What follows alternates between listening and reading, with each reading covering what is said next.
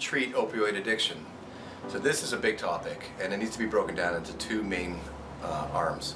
The first arm would be total abstinence, and the second one would be harm reduction. I'm going to speak first about total abstinence. In the short term for total abstinence, the treatment involves getting off the drug of choice and substituting it with an opioid replacement therapy. So this includes methadone, which is a drink.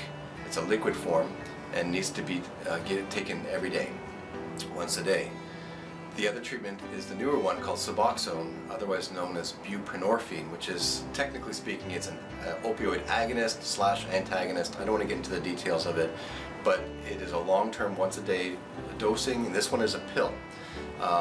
And it allows the user, whether it's methadone or Suboxone, to get off the drug of choice and then to get on these new medications, and then the idea is to slowly wean them.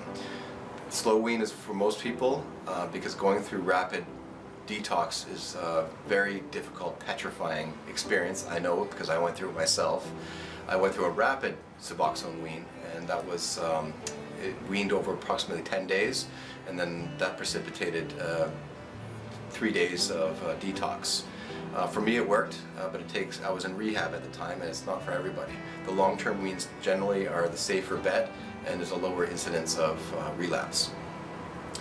So that's just the short term though for opioids under total abstinence.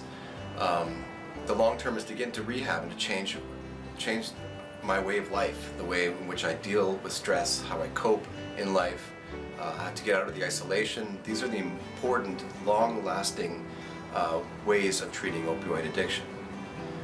So the other form is harm reduction, and what this means is sort of ambiguous what it means.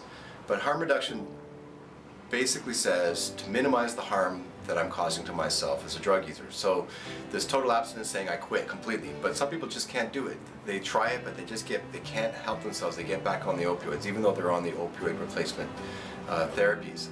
And this is where total abstinence programs don't work, like 12-step AA, for example, or CA or NA. They don't work for these particular people. And we don't want to cast them aside and say that they're failures. We want to be able to help them to minimize at least how much damage they're doing to themselves. So the idea is to moderate how much use. If you're going to use, to try to control your intake. Also try to control the quality of the drug. So, for example, with IV drug users, you want to minimize contaminated heroin, contaminated with bacteria, contaminated with things like fentanyl, to minimize damage caused because of that, both medically and physically, mentally as well, and of course to prevent overdose. That's the most important arm of harm reduction.